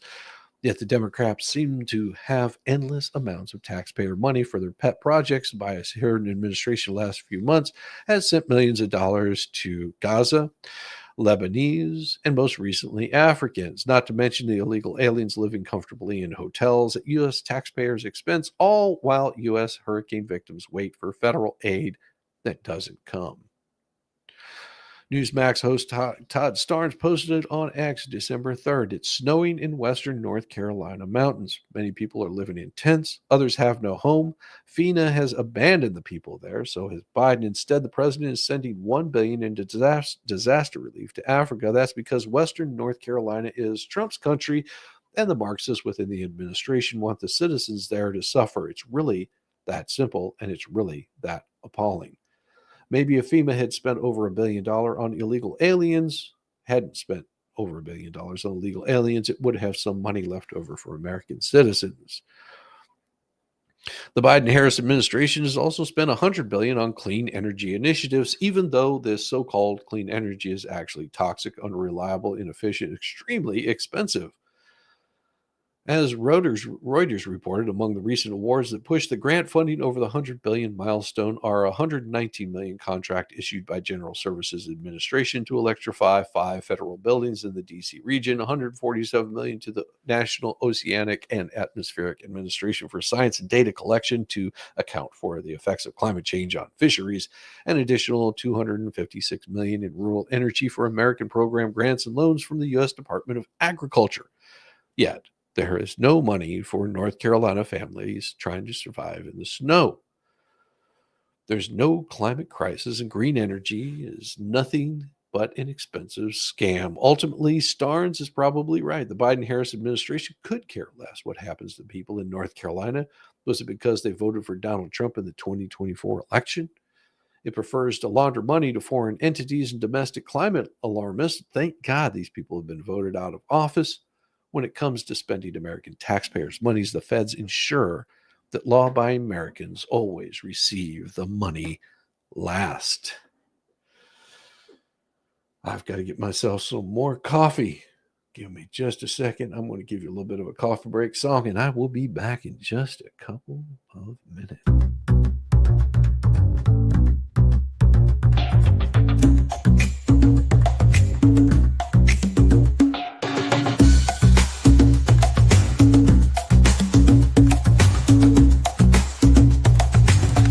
Shizzy, when it's chat we thrive. where Shizzy does dance and memes arrive. No quiet moments, no dawn night. We laugh and funny sight. Oh, Shizzy's crowd, you're wild and true, with crazy gifts and jokes that flew. We're living pixels in the stream, a digital dream, a shared daydream. From shoutouts to those random screams, to inside jokes and endless memes. We talk and Shizzy when it's chat, we thrive. Where Shizzy does dance and memes arrive. No quiet moments, no dawn night. We laugh and funny sight. Oh, Shizzy's crowd, you're wild and true, with crazy gifts and jokes that flew. We're living pixels in the stream, a digital dream, a shared daydream. From shoutouts to those random screens, and inside jokes and endless memes. In Shizzy when it's chat we thrive, where Shizzy does dance and memes arrive. No quiet moments, no dawn night. We laugh and funny sight. Oh, Shizzy's crowd, you're wild and true, with crazy gifts and jokes that flew. We're living pixels in the stream, a digital dream, a shared daydream. From shoutouts to those random screens, inside jokes and endless memes. We type our hearts, we stand the love. Our chat rooms like a lit up club. Our chat rooms like a lit up club. Oh, Shizzy's crowd, you're wild and true, with crazy gifts and jokes that flew. We're living pixels in the stream, a digital dream, a shared daydream.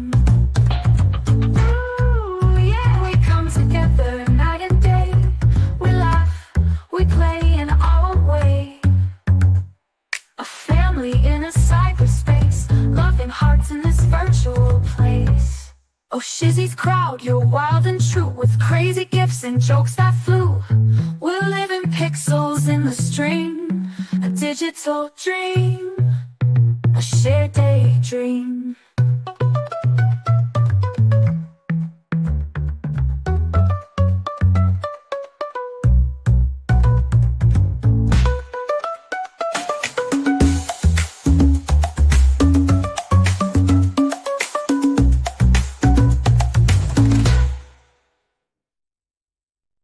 Yeah, it gets me dancing every time too. I'm telling you, it gets me dancing every damn time, Nanny Goat. And of course, Kash Patel has just told this woman, you need to back the hell off. I worked with Kash in the White House. I was Vice President Mike Pence's counterterrorism advisor. So I had to coordinate with Kash a lot. Kash Patel is a delusional liar. Let me just be very clear about that. And he would lie about intelligence. He would lie about making things up on operations. I think Mark Esper has talked about that as well, where he put the lives of Navy SEALs at risk in an operation when it came to Nigeria. These are things that actually were happening in real time when he was in the role of CT coordinator in the White House. And I know this because at some point I realized that I needed to double check Kash's work to make sure that I wasn't misinforming Mike Pence by relying on his word. So I had to go around him. And this is a guy who openly has contempt for people in national security, for people especially at DOJ and the FBI. He made open comments like this. And so I think, there is a little bit of fear here from people where they know that someone like Kash Patel is fully capable of just doing partisan investigations, whatever it takes. It will be insane if he becomes the director of the FBI. And I fear for the law enforcement personnel there who are going to have to navigate this.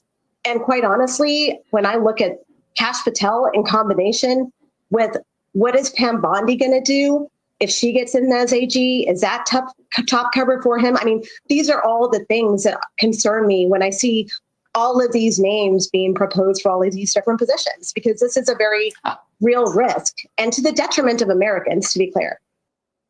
Now, that right there got her in trouble with Kash Patel, because what Kash Patel said, and I'll quote this out here, Kash Patel just said sent a legal notice to Mike Pence's advisor, Olivia Troy, to immediately retract the defamatory statements she made about him or face massive legal action. Now, in their letter, Kash Patel's lawyer said litigation will be filed against you if you fail to publicly retract defamatory statements you made about Mr. Patel on MSNBC on December 2nd, 2024. These comments include that Mr. Patel would lie about intelligence and would lie about making things up on operations, to the point where Patel put the lives of Navy SEALs at risk when it came to Nigeria, and that Mr. Patel was even misinforming Vice President Mike Pence. This is a complete fabrication, and you know it is false by virtue of your former position in the White House. At no point did Mr. Patel ever lie about national intelligence, place Navy SEALs at risk, or misinform the Vice President. So he is asking her to place a retraction. That right there is very, very important, because it seems, see if I can pull this up properly. Give me just a second. I thought I had it, but apparently I didn't, because I suck at this like I do at everything else. That brings us to this right here. This brings us to this right here, which is going to be part of tonight's story, brought to you by the wonderful Shara Michelle. Now, Shara Michelle had a lot to say about what was going on.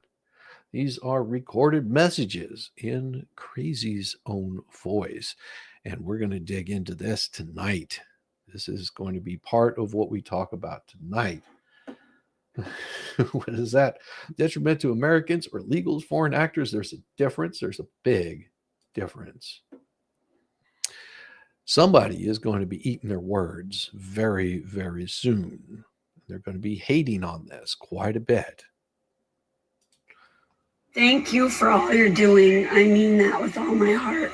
Helping me stop him and get a case against him is going to be the greatest thing on earth for me. I want to sue him, and I hope to God he settles out of court and gives me enough to finish my house, pay off my stuff, and get my ex-husband living somewhere else. Amen. That right there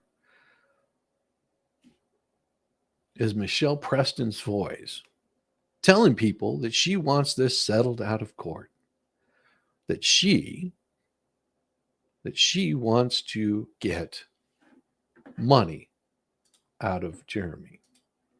Jeremy has already stated there will be no settlement. He was going to see all of this through. She will be eating her words, because when it comes time for these depositions, for them all to be done and through, there's going to be hell to pay. Trying to destroy somebody, saying things like this, and we go into much, much more detail tonight. As you and I have said many times, Shizzy, that has been the goal all along. Yes.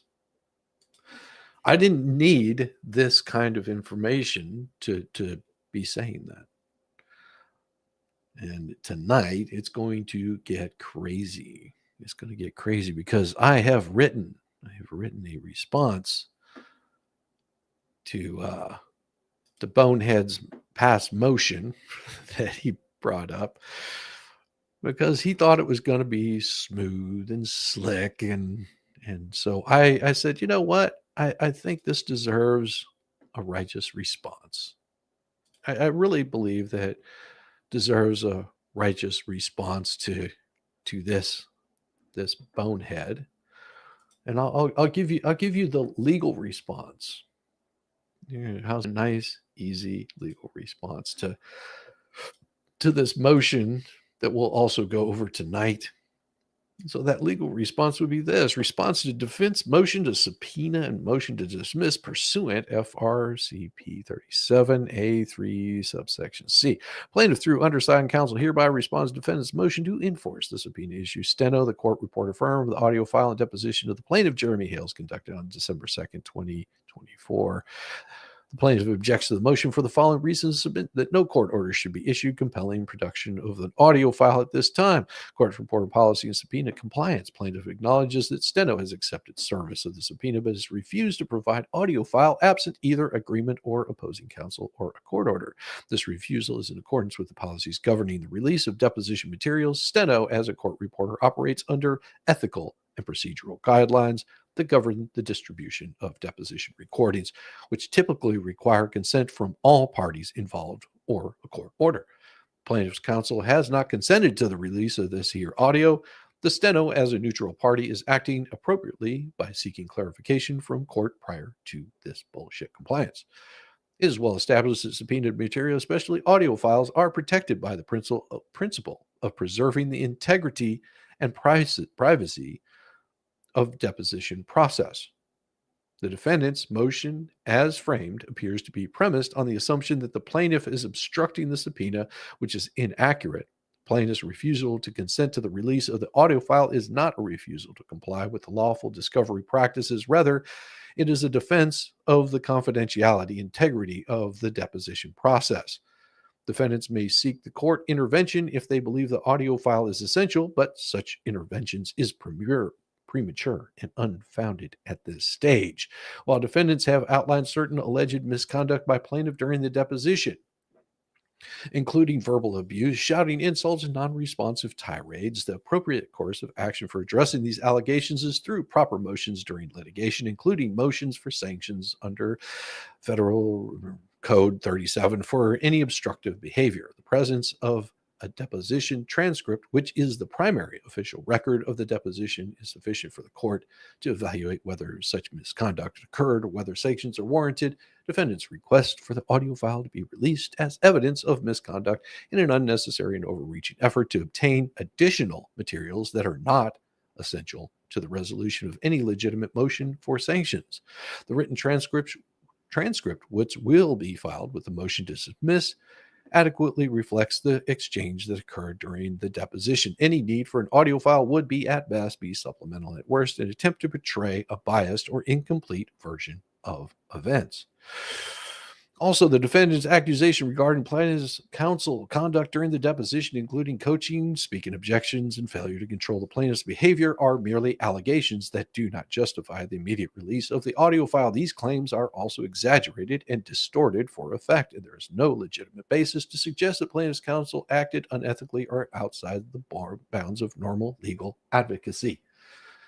Moreover, the plaintiff counsel has consistently acted within the scope of law to protect the plaintiff's rights, especially with respect to questions that could potentially violate attorney-client privilege. Speaking objections are recognized an acceptable practice, particularly where privilege concern arises, and defendants' objections to these practices are more of a reflection of their dissatisfaction with the deposition's tone and content than with any legitimate misconduct. The defendant's attempt to use audio file as a means to bolster these allegations is misplaced, and more, an attempt to distract from the core legal issues at hand. A motion for sanctions is warranted, should be based on conduct reflected in the transcript, which will be fully available for the court's review. And also, number 4, the defendant have made sweeping statements regarding the plaintiff's claims as being baseless and filed for malicious purposes. These claims are without merit. The plaintiff has every right to pursue this legal action as is grounded in legitimate legal theory. In fact, the defendants attempt to discredit the plaintiff's legal claims based on supposed misconduct during a deposition is an improper attempt to distract from the core issues of this litigation. The plaintiff's conduct during the deposition, as well as the conduct of plaintiff's counsel, should be viewed within proper legal context. As to the assertion that the plaintiff filed this action solely for monetary gain through YouTube's content, such an assertion is speculative and irrelevant to the issue of whether the plaintiff's claims are legally and factually grounded. The plaintiff's motivations do not bear on the validity of legal claims present, and the request for the court order in light of the foregoing, plaintiff respectfully requests that the court deny the defendant's motion to enforce the subpoena for an audio file. Defendants have not demonstrated sufficient grounds to compel production of the audio file and the deposition transcripts, which will be filed with the forthcoming motion for sanctions, is sufficient to evaluate the issues raised in this case. Plaintiff further requests that the court address any allegations of misconduct through appropriate motions and hearings rather than allowing defendants to use extraneous materials such as audio file as a tool for unjustified attacks on the plaintiff's credibility. Plaintiff submits that the motion to enforce a subpoena for audio files should be denied. The claims made by the defendant are unsupported by insufficient evidence, and they amount to an improper attempt to obtain privileged and irrelevant materials. The court should deny the defense request and allow the litigation to proceed based on the transcription of the deposition and proper legal motions. And wait until you hear my response on this one. The tale of misplaced urgency. Oh yeah, it's going to get good. It's going to get good. And I'm going to hopefully have a wonderful Yamaha biker on tonight. Maybe a little Volstorm to go over reading some of these. I hope it'll be enjoyable as possible. It'll be fun reading. It'll be mocking this son of a buck. Now, according to sources being the plaintiff in this case, is saying that it looks like Bubbles is going to be introduced as a witness, as is a certain heifer in the Villages. From what I understand, that may be forthcoming today, because the way, in case you don't understand how pleadings work, you have to remember that particular pleading right there was put in on the 2nd. Today is the 5th. Yeah, today is the 5th. I just had to look at my clock and make sure. Today being the 5th, it came out on the 4th. So it takes about 2 days for those pleadings to actually come in. So anything that the plaintiff is submitting, it will take 2 days before it actually hits the court. So any responses that they put in there are going to come rolling in. And as they come rolling in, you are going to be watching. You're going to be watching either here or over on Tugs, and you're going to be watching these people suck it up. It is going to get very, very bad in the next few months. The amount of tax, the amount of bullshit. What time tonight? I'm probably looking at about the same time that I did last night. I think I may start at 7:30 because I believe there's going to be quite a bit more. It just all depends on how the rest of my day goes. I've got a few things that I have to take care of, so I think I've got it set up for 7:30. I'll have to double check. I set it up the other day because I was just trying to get it lined up in there. Yeah, I've got it set for 7:30 tonight. So 7:30 tonight right here, I will be firing it up, and I will be pulling up all of the pleadings that we have at that point. How you dare defame heifers like that? I can't help it. I'm sorry. The cows will be very angry. You know, there's more than one cow that has cankles in this story. You foresee Bruce's next business, Mrs. Card. When booking your next children's events, be sure to ask for Bubbles Booger Hooks the Clown. It'll be a wailing good time. Oh yeah, that's right. See what time? 7:30. 7:30 tonight, Belinda. It is going to be good. It is going to be a blast. If you haven't heard Yamaha read these tales of mischief and anger, well, you get to hear some of that tonight, because we're going to have a good time if he shows up. If he doesn't, we're still going to have a damn good time. And hopefully we can get Volstorm to join in. That will be even better. But it is going to go over those current pleadings. It's going to go over anything new that's been filed in place of this.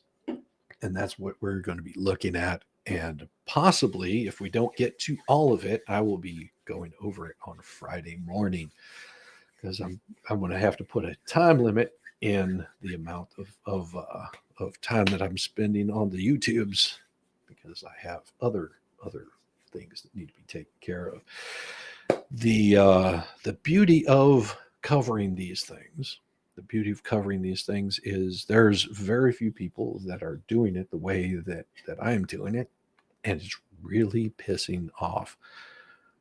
It's really pissing off Bubbles. And I know it's pissing him off because he can't contain himself. He can't contain himself with his little PR team that is really out to destroy channels. It's no joke. They are out there. They are working constantly to take down channels. Don't have any doubt about it that those attacks will increase over the next few months. As this thing gets closer towards trial, the attacks are going to get worse. Their lies are going to get worse. They're going to be trying to raise more money, as we've seen that they are now fundraising to raise money.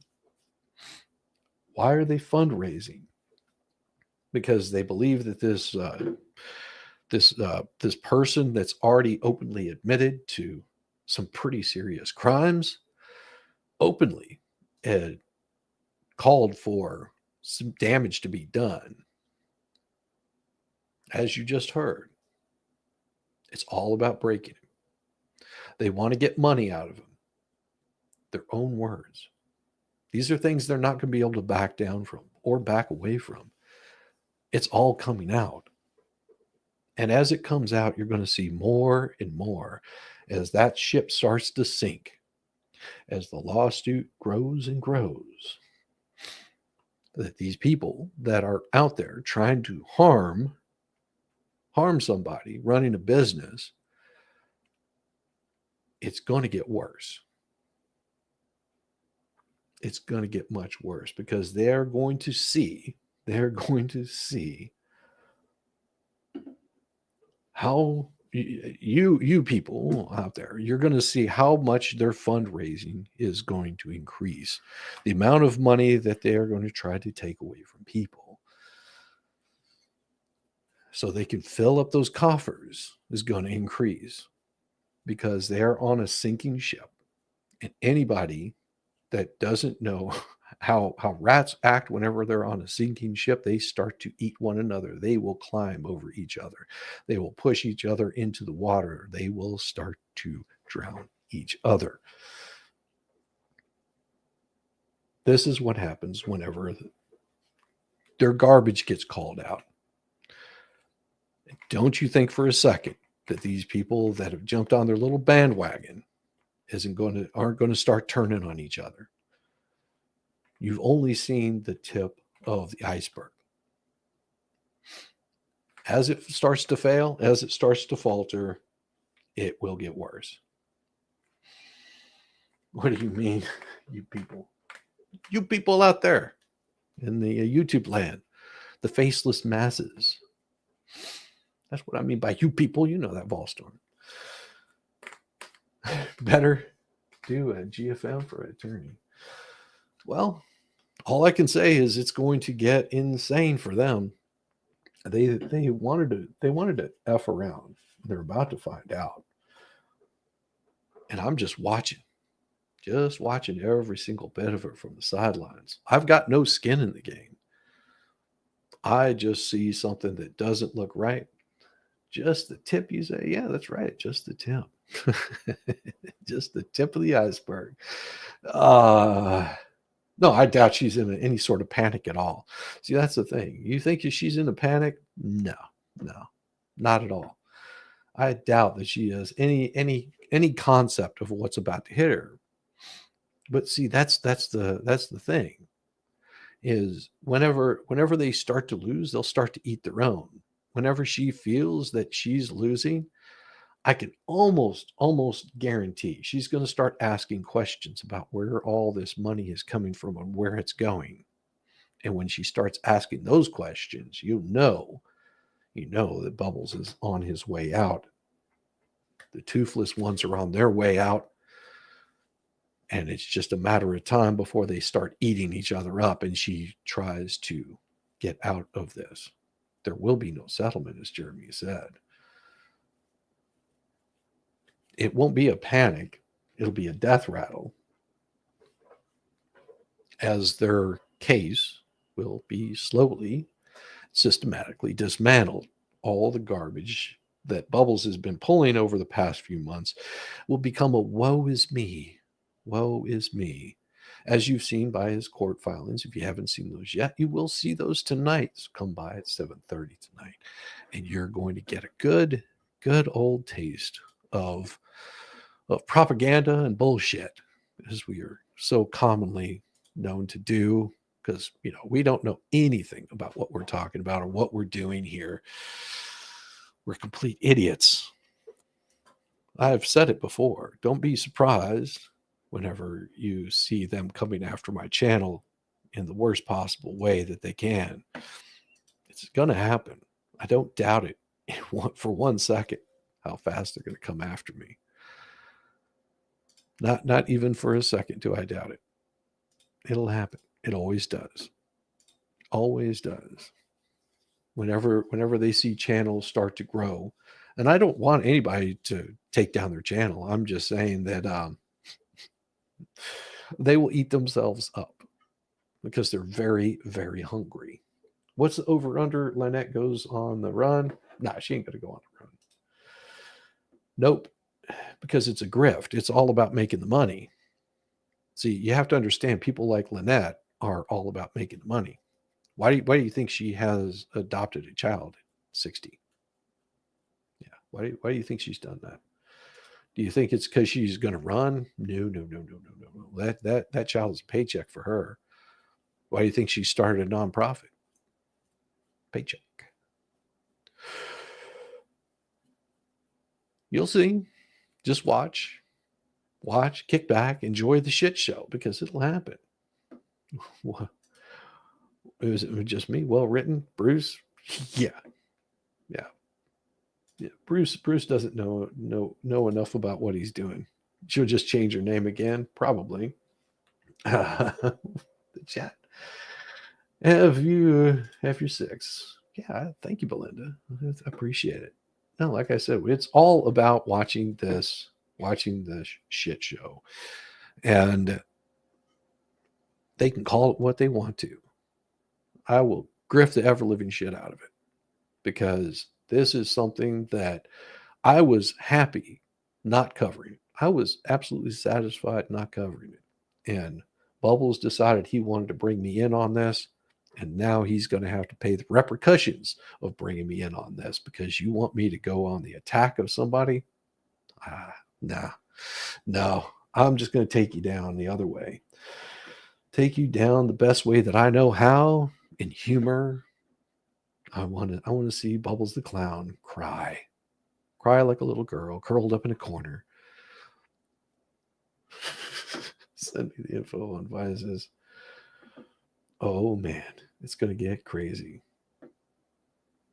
It's going to get crazy. Do you think Megan called? I call it LPLMNOP. I don't know. Yeah, I don't know. It's crazy to me. I think there's going to be hell to pay, and the amount of shit that they've got coming their way is going to pale in comparison to the shit that they've been spewing.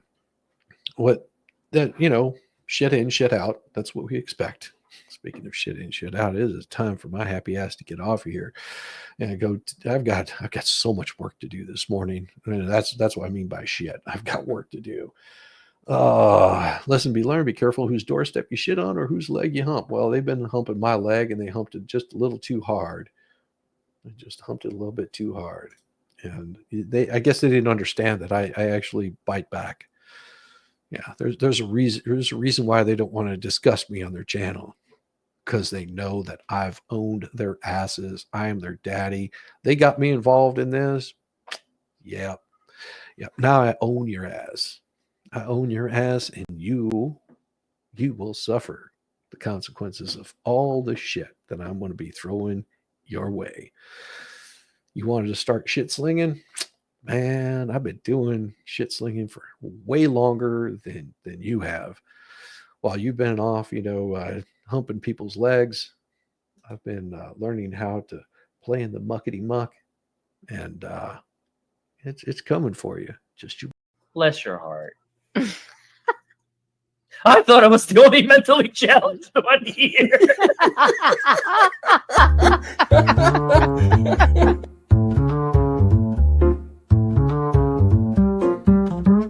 Get it, yeah, oh yeah.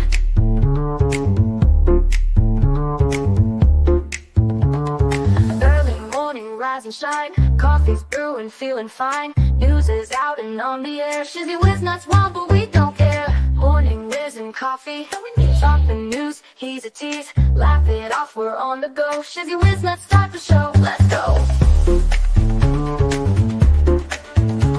Get it, yeah, oh yeah. Headlines spinning in the breeze. Stupid jokes, he's such a tease. Sip the Java, wear a smile. Pants are off, but stay a while. Morning Whiz and Coffee. Talk the news, he's a tease. Laugh it off, we're on the go. Shizzy Whiz, let's start the show. Let's go. Get it, yeah, oh yeah. Headlines spinning in the breeze. Stupid jokes, he's such a tease. Sip the Java, wear a smile. Pants are off, but stay a while. Morning Whiz and Coffee. Talk the news, he's a tease. Laugh it off, we're on the go. Shizzy Whiz, let's start the show. Let's go. Get it, yeah, oh yeah. Serious is overrated. Every day we're caffeinated. Talk the town, but in a jest. Morning Whiz is always best.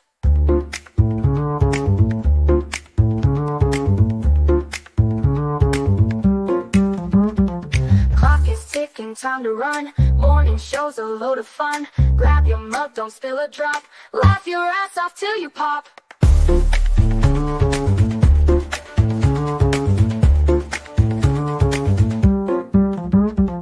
Clock is ticking, time to run. Morning show's a load of fun. Grab your mug, don't spill a drop. Laugh your ass off till you pop.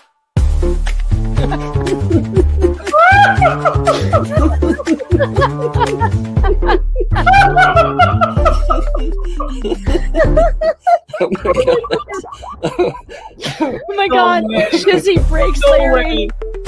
Shizzy broke Larry.